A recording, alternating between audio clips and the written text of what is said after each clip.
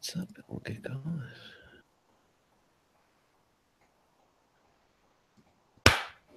All right, welcome everybody. This is Marvel Madness Comics Podcast, episode number 34. We're back to our regularly scheduled programming here this week. I am Brandon, as always, joined by my man Trevitt. Trevitt, what's up, man? Not much.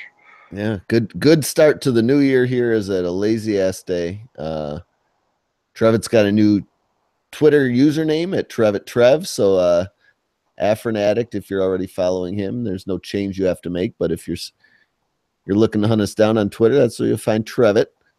But yeah, we're just saying what's up as we return here, guys. We're going to get back to, again, the way we usually do things. We got our mission statement. We're going to run over how to contact us, Trevitt's news section. We got 4 books we're going to bring to you guys tonight.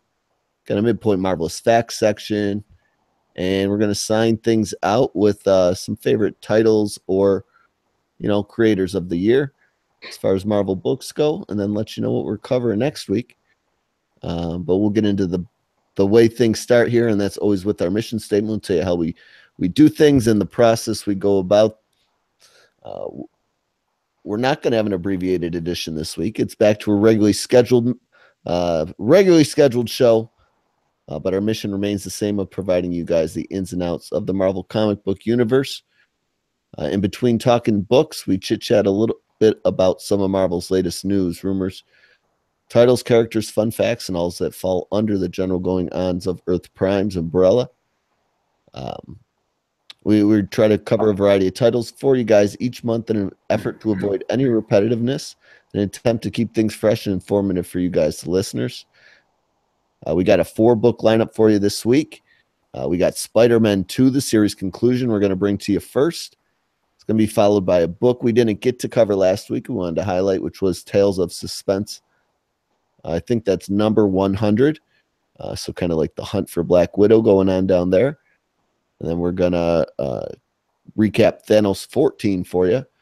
They're messing with an infinity gem or stone, whatever they want to call it in that book. So we'll see what's up there. And then we wrap things up with the big one of the week, which is Phoenix, Resurrection, Jean Grey, whatever the hell they're calling it. I can't keep it straight in my head. But that's number 1 of the series. So we're going to bring those 4 books for you guys tonight. We cover them always based on our own opinions of buy it, borrow it, or forget it altogether. Buy it, of course, means go buy that title now. Borrow it means try to get the digital code from a friend. Forget it altogether means you don't got to drop a dime on a book or hunt down the code. Pass it by, forget about it, and move on with your life. But if you guys are looking to get a hold of us, if you're a new listener and you're not familiar with how we do things, there's a couple ways to go about doing so. We got our Twitter handle, which is @manhole1. You can DM us or you retweet New Comic Day polls is a big thing we do on Wednesdays. And I've been throwing digital codes around out there, so if you're quick, you can scoop those up for some free books. The other way, the long-form way, the classic way, is our Gmail account at TrevittMans, and that's at marvelmadness0@gmail.com. Any long, from our long break over the holidays, any emails or anything like that to talk about? Nothing at all, actually. No big deal there, but we got all that basic bitch stuff covered and out of the way. Again, if you guys are looking to get a hold of us, that would be the way to do so. If we're missing a book you want to hear us talk about, something along those lines, hit us up there. But we're going to move on to see what Trevitt's got in his world famous news section here. And we'll be right back after this break. And you got any news or no? Yeah, I got some stuff. It's mostly rumors, but I found it interesting. So, right. For a couple of reasons. Cool. All right, here we go. The fuck's beeping in my house? All right, never mind. I think I got it. All right, we are back. This is Trevitt's news section.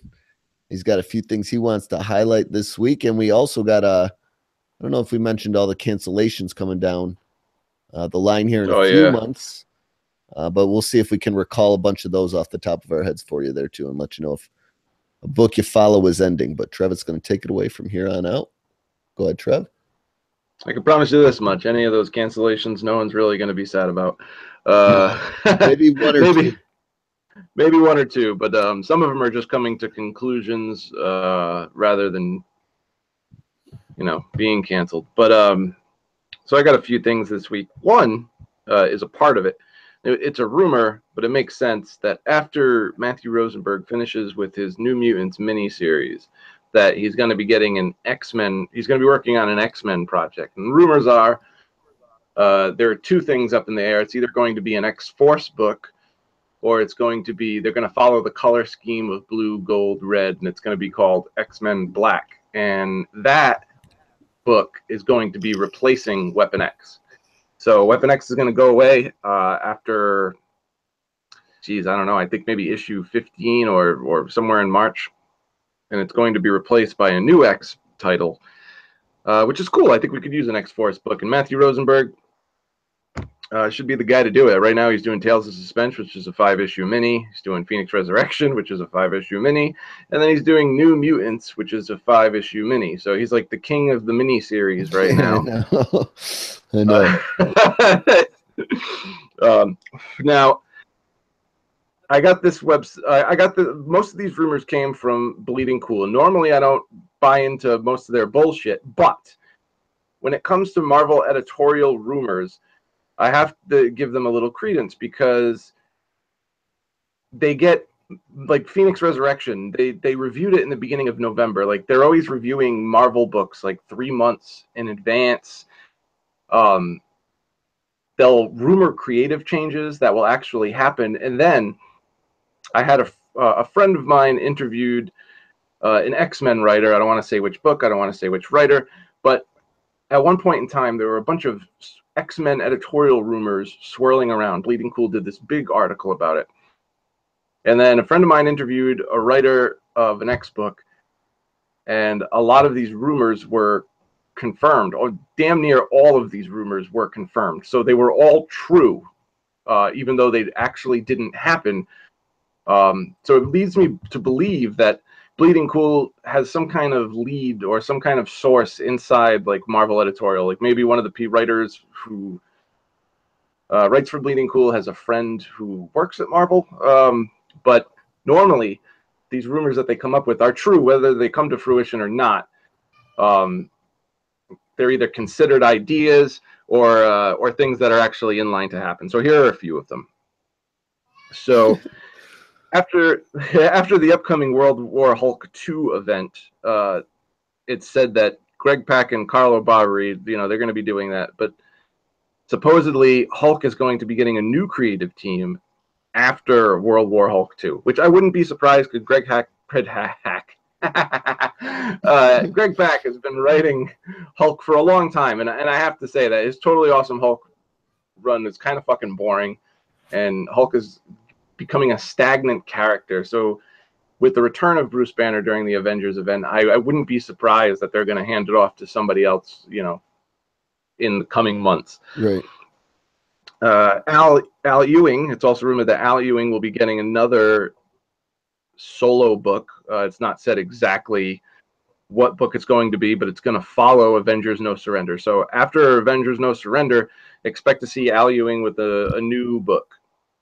Justin Jordan is coming over to Marvel. Right now he's working on Monsters Unleashed, but it's also been rumored that he's going to have a new title aside from Monsters Unleashed, which I think is a good grab, because Justin Jordan, he's done some great things at DC with Savage Things. He's doing a cool book over at Aftershock right now. He's a really underrated writer, but he's a big up-and-comer. And given Marvel's history right now of grabbing up-and-comers like Matthew Rosenberg, Ed Brisson, Donny Cates, I wouldn't be surprised if they snag Justin Jordan, which is a good grab, because he's a great writer. This rumor has been swirling around for a long time now, and given that everybody says that Dan Slott is going to be leaving after the next big Norman Osborn story, maybe this one is true. So they're saying that Nick Spencer is going to be taking over Amazing Spider-Man, and supposedly they're going to have a number of big-name artists working with him on his run when he takes over. But I might buy this because, you know, he's not doing anything right now. He's going to be co-writing with Donny Cates that new Doctor Strange Damnation thing, but other than that, he's not doing anything. And after having a big year, even though it wasn't a great year for him, it was still a big year. You know, he's taking a little break. He's working on the fix over at Image, but at Marvel right now, he's doing nothing, and he's still under exclusive contract. So to have him under the radar right now is a big deal. So he's got to be doing something big, getting ahead. So he's probably banging out scripts for Amazing Spider-Man. Who knows? He does, you know, if it's anything like Superior Foes, then it'll probably be pretty decent. You know, I mean, I wouldn't say somebody like Captain America was in his wheelhouse. He tried to like go outside of his, you know, his normal skill and do something different than what he normally does, because he, you know, with the fix, Ant-Man, stuff like that, Superior Foes, like he's a really good comedy kind of guy. Like he does action okay, but the funny is what he does best. And if we're gonna, you know, if he's gonna apply that to Spider-Man, it could be pretty interesting. So we'll see what happens. They're also still rumoring the Jason Aaron Avengers. Supposedly Esad Ribic's going to be working on that, but I highly doubt that because he's got an Image book coming out, so he's going to be working on that. Yeah, he doesn't work very quick either. And he doesn't work very quick. Now this has been talked about for like 6-7 months. So if he, you know, if Jason Aaron's been working on scripts and Esad Ribic's been working with him, maybe they could bang out the first 6 issues together over the past 7-8 months since it's been talked about. But who knows? I just don't see Esad Ribic doing it with him working on the Image book, because like you said, he works pretty slow. And if he's working on that book, which I know the first issue is already done, so like who knows like when they start these projects and when they actually complete them. But you know, I'd say it's about 30-70, you know, that Esad Ribic will be working on Jason Aaron. I'd say 100% that Jason Aaron's going to be doing a new Avengers book. That's just gonna happen. So a long time ago, this is the last rumor, a long time ago it was said that Ta-Nehisi Coates was going to be writing Captain America, and he was going to be taking over for Mark Waid and Chris Samney. This has been swirling around for a long time. But supposedly, because of scheduled delays, Marvel has asked Waid and Samney to extend their Captain America run until late 2018, which would probably bring it to about like in between 14 and 16 issues. And then Coates will take over a little bit after that. So I'm okay with that, because I'm not, you know, Ta-Nehisi Coates is okay. I like his Black Panther run. It's not really for everyone. What was the book he did that was boring as fuck? Oh yeah, Black Panther and the Crew. That book was just... Yeah. He's got another mini series coming out too, a Black Panther one. Yeah, coming Wednesday. I think it's a rewrite. A rewrite of his origin story. I actually have that right here. Rise of an Empire or something? Oh yeah, Rise of the Black Panther. That's what it's called. Rise of the Black Panther. Yeah. So he'll be doing that Rise of the Black Panther coming out Wednesday with Evan Narcisse. So we'll see how that goes. But I don't know. I don't know how I feel about him writing Captain America. I don't, you know. Yeah, I mean that's not a book I usually like. You know, it's not on my pull list per se, but that he's also not somebody when you throw him on there that inspires me to all of a sudden add it either. You know what I'm saying? No. Me neither. It kind of makes me like worry a little bit. Now, don't get me wrong. I fucking absolutely love his Black Panther, like what he's done with it, and like how deep it goes into like the government and all that. But like, but from a lot of people, that could be really fucking boring, and I just don't want to see like that kind of style applied to Captain America. I like Captain America the way it's being written now by Waid and Samney, just like pure classic Cap. Like we've had someone try to do something different and quote unquote interesting on Cap for like 2 years, and it just didn't work out, and I'm not ready for it to happen again. So unless he's going to come in and try to write like, you know, just a classic Cap story and just follow Waid and Samney's blueprint, I don't want to hear it. You know, I'd rather just have like Waid and Samney on Captain America like they were on Daredevil for like 40-50 issues, and I'll enjoy the fuck out of that. But you know, we'll see what happens. Like I said, all of these are rumors, but a good amount of the time, maybe 80% of the time, most of the rumors that Bleeding Cool goes through are usually come true. Or if they don't come true, they were canceled in conception. Like Marvel came up with the ideas, they thought about it, but they didn't actually go through with it. So these are some ideas that are rumored to be floating around.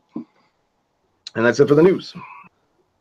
Yeah, and there were just, a giant rash of, cancellations coming up. Mostly not really any Yes. surprising books, to be honest with you. There were probably books you could look at a Marvel list and say, yeah, that doesn't surprise me really. But it was books like America, Luke Cage, I know. Gwenpool is ending at Jean Grey. 25. Yep. Jean Grey at 11.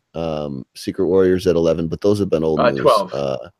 Secret Warriors will be at 12. What were Okay, Secret Warriors at 12. There were some other ones I'm totally missing out. I forget. Yeah, there were a bunch. Oh god. Yeah, bunch. and I'm mostly not remembering them because they're titles I never even gave the time Two of day anyway. Nope. So yeah, The cool part about it is it's mostly that. Yeah, the cool part is that Marvel's cleaning up all the titles that the real fans don't really like that much anyway. So Yeah, and what they're doing is they're keeping the core titles. They're bringing back all the characters that everybody loves. Granted, they're doing it slowly, but they're doing it. And they're getting rid of all the books that nobody wants.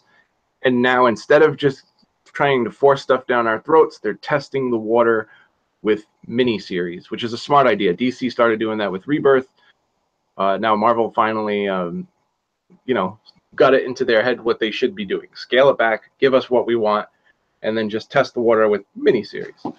yeah, great idea. So yeah. So hooray. we'll see what comes out of all that when that's all said and done in a few months, and we're gonna send you guys off to the book section where we're gonna begin things by trying to make sense of Spider-Man 2 number 5, and we will be right back after this.